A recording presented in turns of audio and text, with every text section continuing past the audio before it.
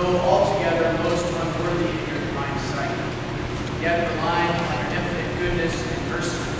and moved the desire of serving you. In the presence of the most holy Virgin Mary in your holy heavenly court, bow to your divine majesty, perpetual poverty, chastity, and obedience in the society of Jesus.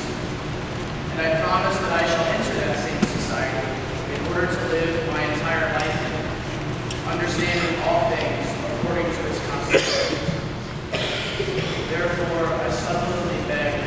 your immense goodness and clemency, through the blood of Jesus Christ, to deign to receive this holocaust in an order of sweetness, and that just as you gave me the grace to desire and offer this, so you will